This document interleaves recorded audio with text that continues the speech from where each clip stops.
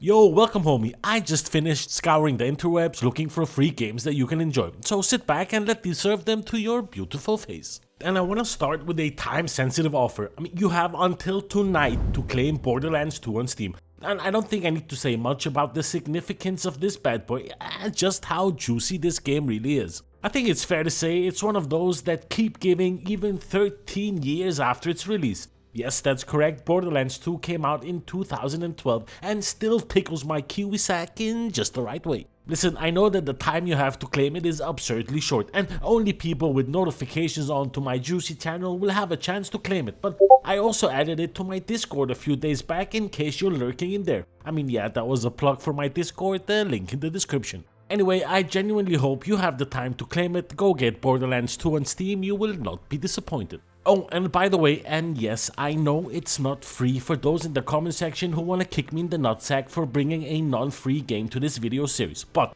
Borderlands 3 is sitting in with a 95% off and so it's almost free. This is kind of an interesting one because the music is juicy, the gameplay is even juicier, and the graphics are the most juicy out there, but to be fair, the story and dialogue are kinda trash. It could have been written better by a sea lion duct taped to a keyboard stuffed inside of an elephant. If I'm not mistaken, I think there's a mod to mute all dialogues and cutscenes, and the pleasure that gives. So if you plan on picking up this bad boy at 95% off, making it only a few dollars or euros, then you can thank me later.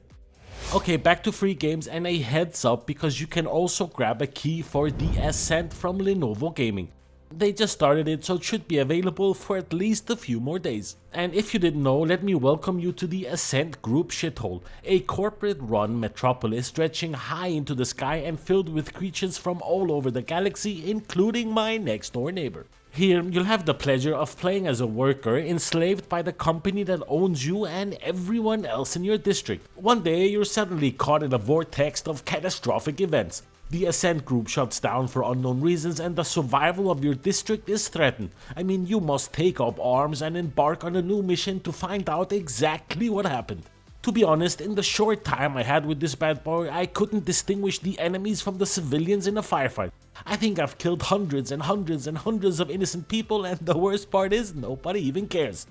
Just like in real life. Lenovo are usually limited in their keys, so you gotta be quick if you wanna snag this one.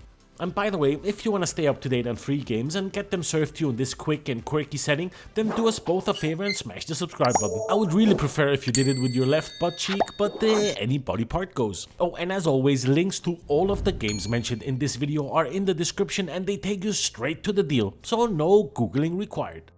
Next, let me give you my slightly sweaty hands dripping in Sickfishsticks personal juice, and let's head on over to the Epic Store with Deathloop 3 to claim until June 12th. Deathloop is a next-gen first-person shooter from Arcane Leon, the award-winning studio behind the Dishonored series. In Deathloop, two rival assassins are trapped in a mysterious time loop on the island of Black Reef.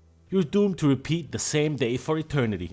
Do you remember a movie that reminds me of that? Yes, you do. As called, the only chances for escape is an end to the cycle by assassinating 8 key targets before the day resets. You get to learn from each cycle, try new paths, gather intel and find new weapons and abilities along the way. You have to do whatever it takes to break the loop. It's up there on the juicy scale and is currently sitting in with mostly positive reviews across the board. And alongside Deathloop, you can also claim Ogu and the Secret First, which allows you to explore the wonderful world with the baby Ogu. Ogu and the Secret Forest is a 2D adventure game with hand-drawn characters and various types of puzzles. You get to befriend bouncy characters and defeat strange creatures to unravel the mystery of the charming world presented to your beautiful face. In fairness, this isn't really my type of game, despite it falling under the action-adventure genre, which I'm a total sucker for. But don't let that discourage you, the juicy goodness is coming out with every positive review. Next, I want to take a look at Gravebound, and my goodness are my eyes orgasming. It's juicy. Here, you'll have to survive as long as you can through the waves of magical guardians. This game is all about getting you leveled up to heighten your own magical abilities, unlock game-changing weapons, upgrades and new arenas as you explore the Dark Willow Crypt. Considering this bad boy was released just a few days ago and it's sitting in with a decent start and positive reviews, that's pretty impressive. Next, and correct me if I'm wrong, but I think this has gone from a paid game to a free-to-play game. And what I'm talking about is Drift Legends 2. The nice thing is that you can actually keep your hard-earned money and take this bad boy out for a spin. I guess it's one of those games that drift in and out of your library, and really letting you take things in a first gear. Next, I want to get some eyeballs on Numbra. In a desolate and ominous world, a young girl faces dark creatures that lurk in every shadow, just like my own little neighborhood. With each step, the danger grows, but there's only one rule: you have to stay awake. I don't want to reveal too much, but it's an interesting puzzle action adventure game with a female protagonist for once, and a fairly good looking on the visual scales. I mean the game, not the female. Let's move on. Next up, I want to do a quick mention to Red Dead Redemption from Temu, with the Chroma from the Wasteland. A little bit difficult to describe, but I guess you could call it a western occult first-person shooter game against something unknown, while speeding through the wilderness like I speed away from people who want to interact with me in real life. It's actually surprisingly fun, it gave me a few smiles along the way, and is currently sitting in with positive reviews. Next, I want to take a quick look at Psychopomp, where you learn that your entire life has been a lie. There are catacombs under each and every home and building, stretching down for miles. Something calls you deeper into the labyrinth, and you, as the idiot, jump head in first to discover the monstrosities lurking below. This one is kinda funky. I mean, it's borderline schizophrenic, but I also think I like that, weirdly enough. I guess it's fair to say that Psychopomp is a short, immersive, atmospheric game about how it feels like to be debilitatingly schizophrenic. Give this bad boy a go, it's an experience everyone should try at least once. Next up, we take a look at Dirge, where you band together with up to 4 friends to confront paranormal monsters. One player can take on the monster role, the hunters will do the investigation. To win the game is fairly simple. You must survive long enough to accomplish all of the tasks to defeat the monsters. Step outside of the shadows, no more running and hiding, it's time to fight back. Dirge is currently sitting in with mixed reviews, so it's off to a difficult start, but most of us have difficult starts in our lives and end up okay, just like me. Maybe not. Next, I want to take a look at Vitro, which is a dark sci-fi 2D platformer where you delve into the ruins of a military research facility and discover the horrors within. Whether machine, creature, or something entirely different, you'll face the violent legacy of the last survivors of humanity.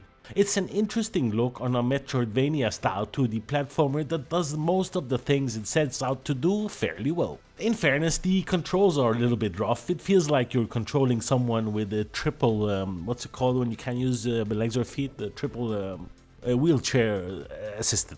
Anyway, what I'm trying to say is that it's not too bad. Short, quick Metroidvania-style platformer for you to enjoy.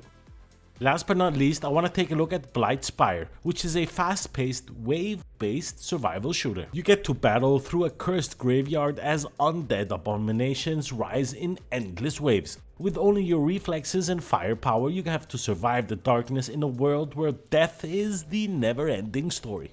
Oh yeah, I forgot this one. Let me just end up with Weirdness level 10,000 with the new flesh. Here, you get to explore the strange world within the screen in this ambient exploration experience featuring the music of Red Vox, who I have absolutely no idea who they are. It's one of those games that require the developer, Freshly Baked Games, to consume an absurd amount of mushrooms to come up with a game that has this look and feel. And don't get me wrong, it's not a bad thing, on the contrary, it's sitting in with very positive reviews at around 400-ish, and having just been released a few days ago, that's pretty impressive. Especially considering it's more a casual, surreal walking simulator than a game. I mean, if you decide on jumping on one of these games, let me know in the comment section. I would love to hear what you're grabbing out of this video. And that pretty much brings us to the end of today's video. Thank you 10.5 million times for taking the time to watch my video. Thumbs up if you liked it, thumbs down if you didn't, subscribe if you haven't, like, yeah, why not, join the family. Thanks a lot for watching, I will see you in the next one. Peace.